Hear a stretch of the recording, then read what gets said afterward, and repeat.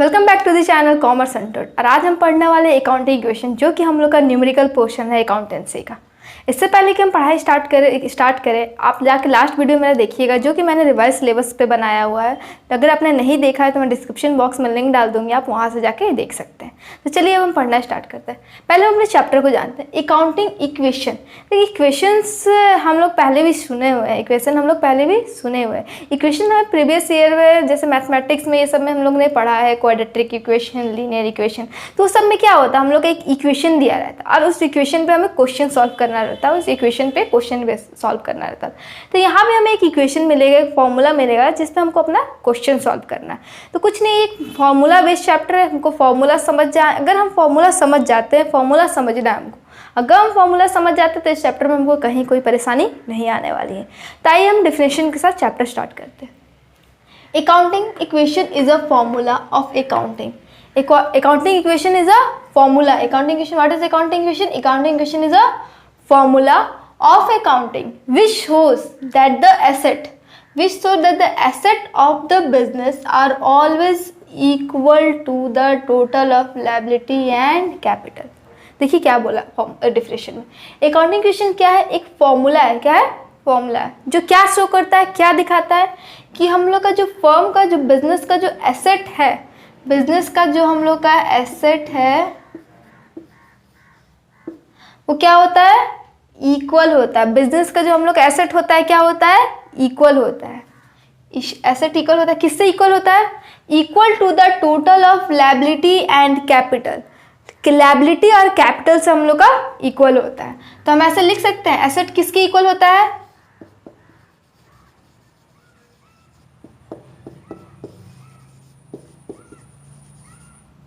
Liabilities का, capital का।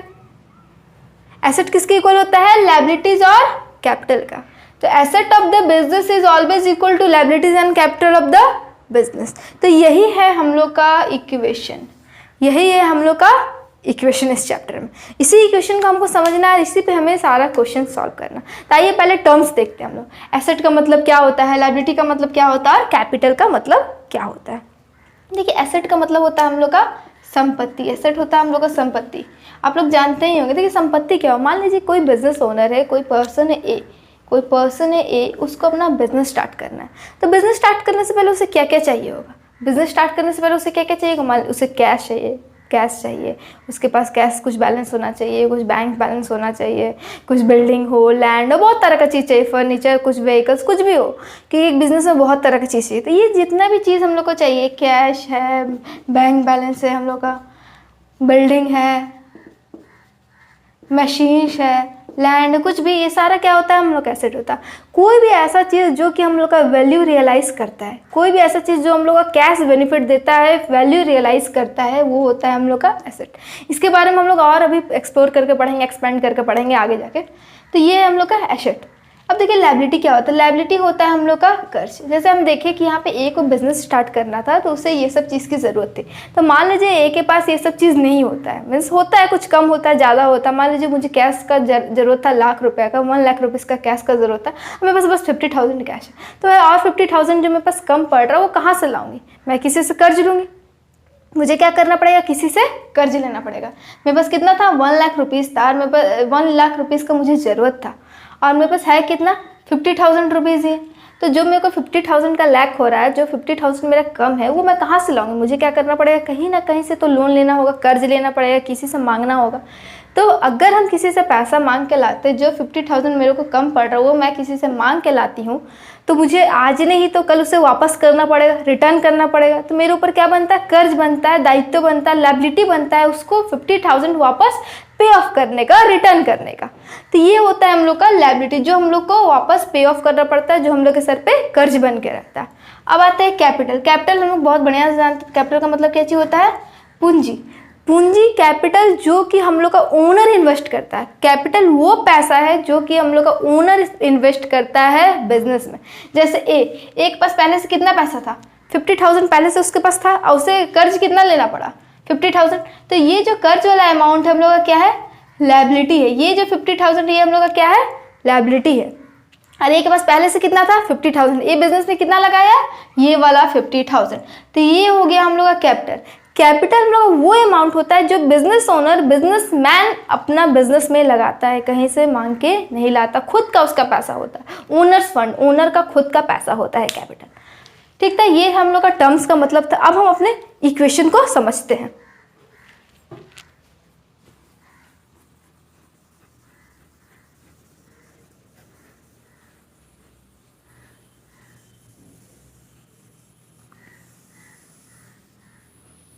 चलिए देखिए क्या होता है, फिर से मैं देख रही हूँ। ए कोई पर्सन है, उसको क्या करना है, बिजनेस स्टार्ट करना है।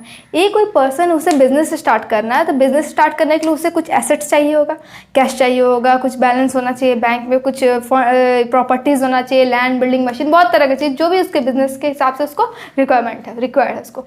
तो ए को एसेट चाहिए, तो ए एसेट कहाँ से लाएगा, ये पर्सन ए है, इसको क्या चाहिए, कुछ एसेट चाहिए। तो ए एसेट कहाँ से लाएगा, एक मान लीजिए ए स्टार्ट करा बिजनेस, उसके पास पैसा पहले से है, तो वो क्या करेगा, उसके पास जो पैसा उससे जाके एसेट खरीदेगा। तो ए का पैसा क्या होता है, कैपिटल होता है। ए का खुद का पैसा क्या होता है, कैपिटल। और ए जो बिजनेस में पैसा लगाता है वो क्या होता है, कैपिटल। अभी हम लोग डिस्कस किए थे कैपिटल क्या होता है, जो ओनर बिजनेस में इन्वेस्ट करता है वो होता है कैपिटल। तो ए जो पैसा बिजनेस में लगाएगा अपने एसेट खरीदने के लिए, वो क्या हुआ, कैपिटल। अब हम देखते हैं कि मान लीजिए ए के पास मेरा उतना कुछ पैसे कम है या फिर कुछ पैसे नहीं है, कुछ पैसे उसके पास कम पड़ रहे हैं, तो वो क्या करेगा, किसी बाहर कुछ एसेट उसको खरीदना, उसके पास पैसा नहीं है तो कहीं बाहर से लोन लेगा, किसी बाहर से खरीदेगा, किसी बाहर से खरीद के लाएगा, उसे पैसा बाद में पेमेंट करेगा या फिर लोन लेगा। तो वो जो पैसा आता है क्या होता है, लायबिलिटी, क्योंकि जब वो कहीं बाहर से मांग के लाएगा तो उसे क्या करना पड़ेगा, पेमेंट करना पड़ेगा, उसको वापस क्या करना है, उसको रिटर्न करना होगा, पे ऑफ करना पड़ेगा। तो वो आ गया हम लोग का लायबिलिटी। तो ए फिर क्या बोलते हैं, जो पैसा बाहर से लाया वो क्या हो गया, हम लोग का लायबिलिटी हो गया, वो हम लोग का लायबिलिटी हो गया। तो ए बाहर से कुछ पैसा लाया, कुछ पैसा ए बिजनेस में खुद लगाया, ये दोनों पैसे से क्या आएगा, मेरा एसेट एक्वायर हो रहा है। इसीलिए हम लोग ये कहते हैं कि कैपिटल प्लस लायबिलिटी हम लोग का एसेट होता है। क्यों, एक बार और समझते हैं। एसेट कहाँ से आ रहा है, ए जो कैपिटल लगाया था बिजनेस में, ए जितना भी अमाउंट कैपिटल का लगाया तो उससे हम लोग ने क्या किया, एसेट एक्वायर किया। ए जो पैसा लायबिलिटी के रूप में किसी से कर्ज लेके आया था या फिर कोई सामान कर्ज लेके आया था, वो भी हम लोग का क्या, उससे भी हम लोग का क्या एक्वायर हुआ, एसेट एक्वायर हुआ। तो इस पैसे से भी मेरा एसेट आ रहा है, इस पैसे से भी मेरा एसेट ही आ रहा है। इसलिए हम लोग मानते हैं कि हम लोग का एसेट हमेशा इक्वल होता है लायबिलिटीज और कैपिटल का। ये जो स्टेटमेंट है हम लोग का, ये जो हम लोग का इक्वेशन है, asset equal to liability plus capital, ये हमेशा इक्वल होना चाहिए, हर केस में ये इक्वल होना चाहिए, 100% ट्रू होना चाहिए। आइए एग्जांपल लेके समझते हैं। ए है, ए कोई पर्सन है, उसके पास कैपिटल था 80,000 का, ए के पास कैपिटल था, उसे एसेट चाहिए, जो उसने जब भी अपना जो भी उसे चीज़ चाहिए था, रिक्वायरमेंट था, उसने अपना लिस्ट बनाया, तो उसके पास लिस्ट आएगी, उसे 1 लाख का एसेट खरीदना, उसको 1 लाख का एसेट का ज़रूरत है, उसे 1 लाख का एसेट का ज़रूरत है। अब उसके पास लेकिन है सिर्फ 70,000 रुपीज़, ए के पास कितना है, 70,000 रुपीज़। तो ए के पास जो पैसा होता है वो क्या होता है, कैपिटल होता है। ए के पास जो पैसा होता है वो क्या होता है, कैपिटल होता है। तो ए के पास कितना है, 70,000 है, और उसे सामान कितने का चाहिए, 1 लाख का एसेट चाहिए उसे, तो उसे 30,000 कम पड़ रहा है, उसे 30,000 कम पड़ रहा, तो 30,000 कहाँ से लाएगा, किसी से कर्ज लेगा, तो उसके ऊपर लायबिलिटी बनेगा, उसको पे करना पड़ेगा। ये हम लोग का इक्वेशन इक्वल रहा है, इधर भी 1 लाख, इधर भी 1 लाख। हमेशा हम लोग का राइट हैंड साइड और लेफ्ट हैंड साइड इक्वल होना चाहिए। इक्वल टू का ये साइड और इक्वल टू का ये साइड हमेशा बैलेंस्ड होना चाहिए। कुछ ट्रांजेक्शन लेके चलते हैं, कुछ ट्रांजेक्शन हम समझते हैं। ट्रांजैक्शन देखिए क्या होता है, किसी भी तरह का लेन देन जो कि हम बिजनेस में करते हैं उससे हम ट्रांजैक्शन करते हैं। जैसे कि हम कुछ सामान खरीद के लेके आए, कुछ सामान बेचे, किसी को पेमेंट किए, किसी से उधार लिए, ये सारा क्या होता है, मेरा ट्रांजैक्शन होता है। किसी भी तरह का लेन देन हम बिजनेस में करते हैं तो वो क्या होता है, ट्रांजैक्शन होता है। आइए हम ट्रांजैक्शन लेके चलते हैं कुछ।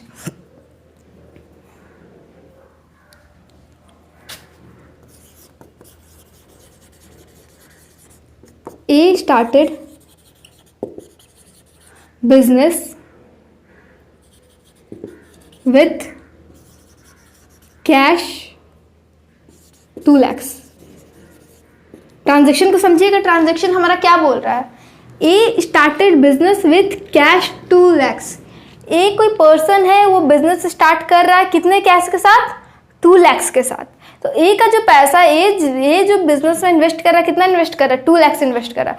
तो ओनर ए है, ये हम लोग का क्या है, ओनर है। तो ओनर कोई भी पैसा जो इन्वेस्ट करता है वो हम लोग का क्या होता है, कैपिटल होता है। तो बिजनेस में कैपिटल आया, बिजनेस में क्या आया, कैपिटल आया, कितने का, 2 lakhs का।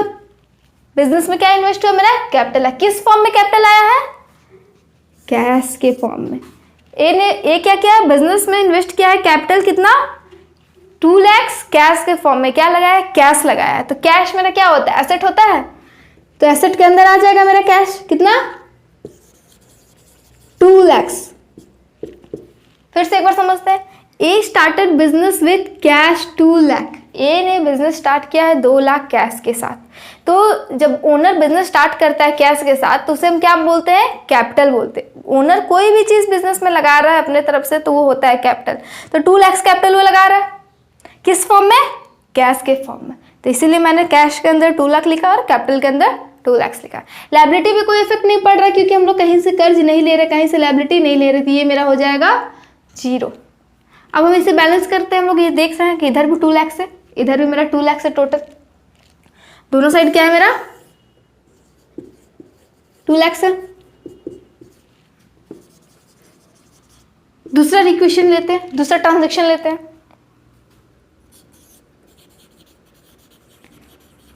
Purchased goods for cash 20,000।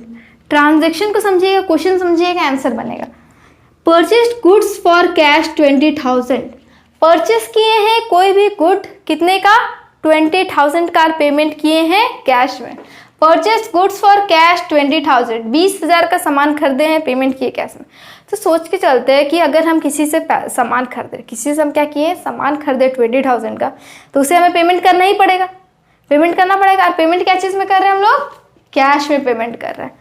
तो सोच के देखिए कि अगर हम कैश में पेमेंट कर रहे हैं तो मेरा पैसा कम हो जाएगा। मेरे पास कुछ भी पैसा होगा उसमें से अगर मैं 20,000 किसी को पे कर दे रही हूँ तो मेरा 20,000 क्या हो जाएगा, लेस हो जाएगा, 20,000 कम हो जाएगा।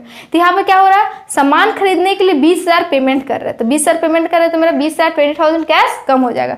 2 लाख रुपये मेरे पास कैश था, 20,000 का मैं सामान खरीद रही हूँ तो 20,000 मेरे पास कम हो जाएगा ना। तो 20,000 को मैं यहाँ से क्या कर दूंगी, माइनस कर दूंगी। 20,000 क्यों माइनस किया मैंने, क्योंकि मैं पेमेंट कर रही हूँ, सामान खरीद रही हूँ, पेमेंट कर रही हूँ तो मेरे पास 2 लाख रुपया था, 20,000 का और कुछ खरीदूंगी तो पैसा तो कम ही होगा मेरे पास। तो 20,000 मैं क्या कर रही हूँ, लेस कर रही हूँ। अब मैंने उससे पेमेंट किया तो वो भी मुझे कुछ देगा, वो मुझे क्या दे रहा है, गुड्स दे रहा है, जो गुड्स मैं खरीद रही हूँ। गुड्स को हम लोग हमेशा स्टॉक से रिप्रेजेंट करेंगे अकाउंटिंग क्वेश्चन में। ये जो गुड्स है इसको हम लोग हमेशा स्टॉक से रिप्रेजेंट करेंगे, इसको हम लोग हमेशा स्टॉक से रिप्रेजेंट करने वाले अकाउंटिंग क्वेश्चन में। तो हम लोग को पैसा के बदले में क्या मिल रहा है, स्टॉक्स मिल रहा है। तो स्टॉक भी हम लोग के लिए क्या होता है, एसेट होता है। तो हम लोग का बिजनेस में स्टॉक, इस एसेट के अंदर एक और एसेट कौन सा इंट्रोड्यूस हुआ, स्टॉक। पहले से कैश था, अब क्या है, स्टॉक। कितने का मेरे पास सामान आ रहा है, 20,000 का। कितने का सामान आ रहा है, 20,000 का। 20,000 मैंने पेमेंट किया तो मैंने लेस कर दिया। अब मेरे पास बिजनेस में 20,000 का गुड्स इंट्रोड्यूस हो रहा है, इसीलिए मैं यहाँ पे 20,000 स्टॉक के नीचे लिख दे रही हूँ। ओके, इक्वेशन बैलेंस करते हैं। इधर मेरा 2 लाख, लायबिलिटी भी कोई इफेक्ट नहीं पड़ा, स्टॉक मेरा है 20,000 का। और जब मैं 2 लाख को 20 से माइनस करूंगी तो मेरे पास 1,80,000 आ जाएगा। इक्वेशन बैलेंस है, इधर भी मेरा 2 लाख, इधर भी मेरा 2 लाख। और ट्रांजैक्शन लेते हैं। Purchased goods on credit 10,000। Statement देखिएगा क्या है, परचेस्ड गुड्स ऑन क्रेडिट 10,000। यहाँ भी हम गुड्स खरीद रहे थे, यहाँ भी गुड्स हम खरीद रहे थे। दोनों में अंतर क्या है, यहाँ पे हम कैश में खरीद रहे थे, यानी यहाँ हम क्रेडिट में खरीद थे। गुड्स खरीद रहे हैं क्रेडिट में 10,000 में। क्रेडिट का मतलब क्या होता है, यहाँ हम लोग का क्रेडिट का मतलब उधार, कि हम 10,000 सामान उधार खरीद रहे हैं। 10,000 गुड्स उधार में खरीद रहे हैं, मतलब हम उसको पेमेंट नहीं कर रहे हैं। सामान तो खरीद रहे हैं पर पेमेंट नहीं कर रहे, पेमेंट हम उसे बाद में करने वाले हैं। तो यहाँ पे मेरा कैश कम नहीं होगा क्योंकि हम उसे पेमेंट नहीं कर रहे। लेकिन हम लोग का क्या हो रहा है, बिजनेस में गुड्स आ रहा है, पैसा नहीं दे रहे लेकिन मुझे सामान मिल रहा है क्योंकि मैं सामान उधार खरीद रही हूँ। तो फिर से गुड्स को हम क्या चीज़ से रिप्रेजेंट करेंगे, स्टॉक से। कितने का स्टॉक खरीद रहे हैं हम, कितने के गुड्स खरीद रहे हैं, 10,000 का। तो स्टॉक के नीचे मेरा 10,000 और ऐड होगा, 10,000 का और मेरे पास स्टॉक आ रहा है, 10,000 का स्टॉक आ रहा है। अब देखिए कैश में तो हम पेमेंट नहीं कर रहे, हम क्या किए, उधार खरीदे हैं। तो उधार खरीदते हैं तो आज नहीं तो कल तो मुझे उसे पेमेंट करना ही पड़ेगा, आज नहीं तो कल मुझे उसे पेमेंट करना पड़ेगा। तो ये क्या हो गया, उधार मेरे ऊपर कर्ज बना हुआ है। ये क्या मेरे ऊपर बना हुआ है, कर्ज बना हुआ है, क्योंकि आज नहीं तो कल मुझे पेमेंट करना है। तो कर्ज के लिए मेरा क्या कौन सा टर्म आता है, लायबिलिटी। कर्ज के लिए कौन सा टर्म आता है, लायबिलिटीज। तो मेरे पे कर्ज चढ़ा कितने का, 10,000 का। 10,000 का मेरे ऊपर क्या बना, लायबिलिटी। तो यहाँ पड़ा मेरा लायबिलिटी पे इफेक्ट।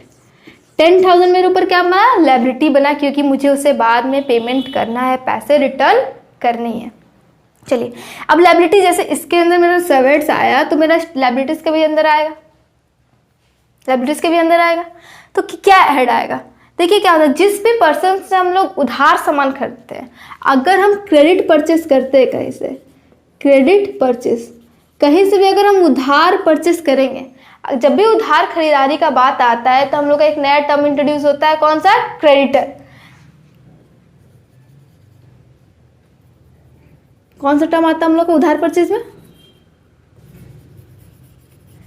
जब भी क्रेडिट परचेस करेंगे, उधारी अगर किसी से खरीद रहे हैं तो उसको हम लोग का नया टर्म आता है क्रेडिटर। जिससे हम लोग उधार खरीदते हैं उसको हम लोग क्या बोलते हैं, क्रेडिटर। जिससे हम लोग उधार खरीदते हैं उसको क्या बोलते हैं, क्रेडिटर। तो हम लोग का एक नया टर्म सा है, कौन सा, क्रेडिटर। तो लायबिलिटीज के अंदर मेरा क्या इंट्रोड्यूस हुआ, क्रेडिटर। कितने का, 10,000 का। और ट्रांजेक्शन लेते हैं,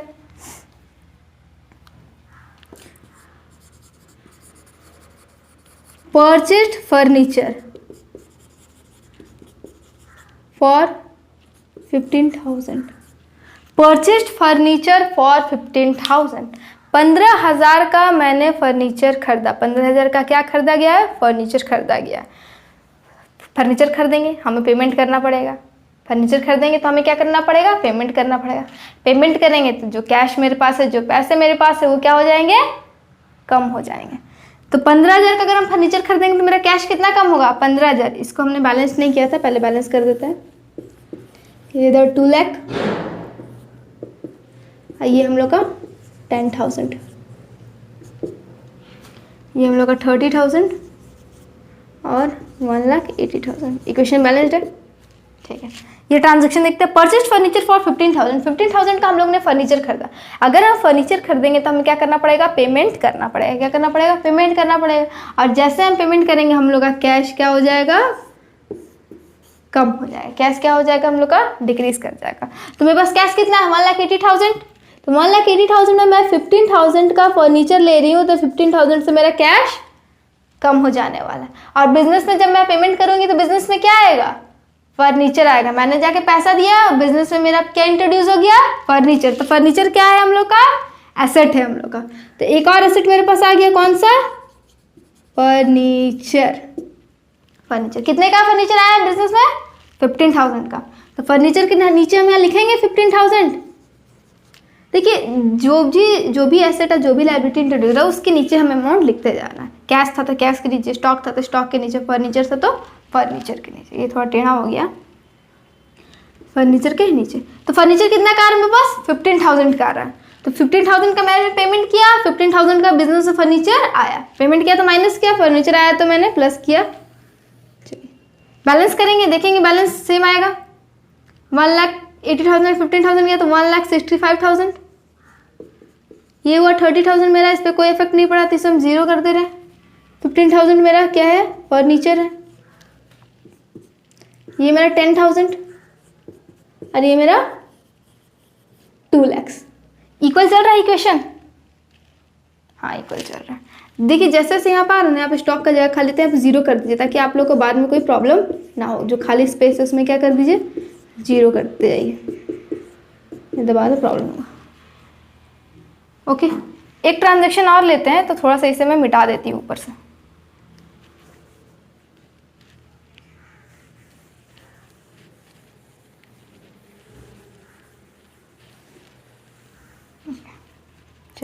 मैं फाइनल बैलेंस कितना तो ऊपर लिख ले रही हूँ, 165,000 प्लस 30,000 प्लस 50,000।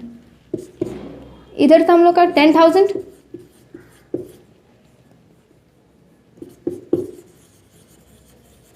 इधर था 2 लाख। चलिए एक और ट्रांजेक्शन कर लेते हैं। Paid salary, paid salary 5,000, paid salary 5,000। Salary payment किए कितने का, 5,000 का सैलरी पेमेंट किए हैं। तो मान के चलते अगर हम सैलरी पेमेंट करेंगे तो क्या होगा, अगर हम किसी को पेमेंट करेंगे तो हमारा कैश कम ही होगा, अगर हम किसी को पेमेंट करेंगे तो हम लोग का कैश क्या होगा, कम होगा। तो हम यहाँ पे बोल सकते हैं कैश मेरे पास था 165,000 का कैश था मेरे पास, मैंने पेमेंट कितना किया 5,000 का पेमेंट किया, तो 5,000 मेरे पास कम हो जाएगा, 5,000 मेरे पास कम हो जाएगा, 5,000 मेरे पास कम हो जाएगा क्योंकि मैं पेमेंट कर रही हूँ।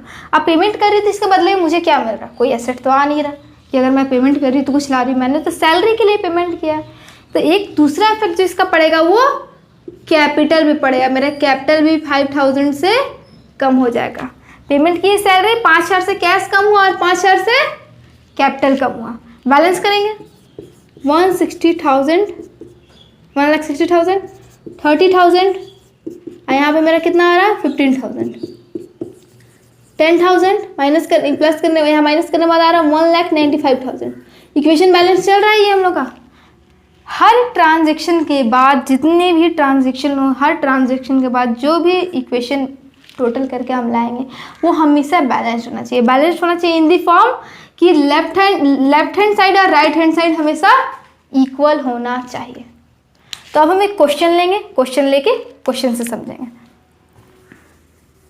इससे पहले कि हम क्वेश्चन लें एक चीज़ देखते हैं यहाँ पे भी हम लोग ने क्या क्या सीखा। चलिए तो ये हमने क्या देखा, कुछ पॉइंट्स नोट करिए।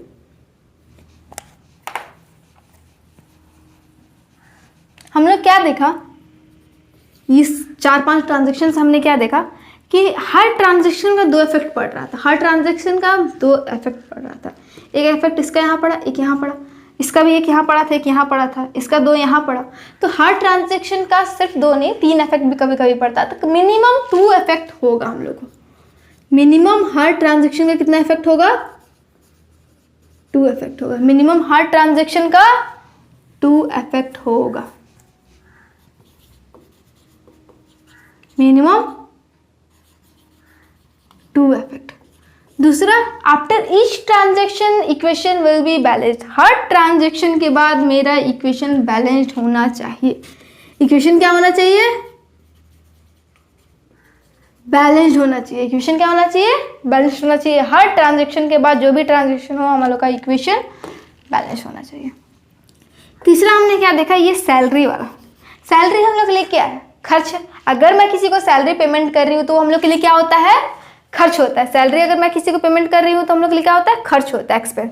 तो अगर हमें किसी भी तरह का एक्सपेंस हो रहा है या फिर इनकम हो रहा है, किसी भी तरह का हम लोग का अगर एक्सपेंस हो रहा है या फिर इनकम हो रहा, इनकम बोलिए इसको, गेन बोलिए, एक्सपेंस बोलिए इसको, चाहे लॉस बोले, किसी भी तरह का एक्सपेंस है, लॉस है, इनकम या फिर गेन है, तो इसका इफेक्ट हम लोग का कहाँ पड़ेगा, कैपिटल पे भी पड़ेगा। इसका इफेक्ट हम लोग का कहाँ पड़ेगा, कैपिटल पे पड़ेगा, कैपिटल पे पड़ेगा। अगर एक्सपेंस या लॉस है तो हमें माइनस करना है कैपिटल से, एक्सपेंस या लॉस है तो हमें कैपिटल से माइनस करना होगा। इनकम या फिर फायदा पहुंच रहा है तो उसको प्लस करना पड़ेगा। जैसे मान के चलता है कि यहाँ पर पेड सैलरी है, ये हम लोग का एक्सपेंस है, तो इसे हमने क्या किया था, कैपिटल से माइनस किया था। और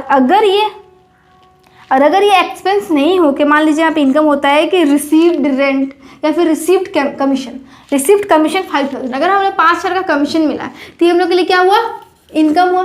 तो इससे हम कैपिटल में जाके क्या करेंगे, प्लस करेंगे। जो कैपिटल में हमने यहाँ 5,000 माइनस किया तो वो यहाँ पे क्या हो जाएगा, प्लस हो जाएगा, अगर ये हम लोग का इनकम रहता है तो। ये सब पॉइंट्स याद रखिएगा, क्वेश्चन से ही समझ में आना। मिनिमम कितना इफेक्ट पड़ेगा, 2 इफेक्ट पड़ेगा।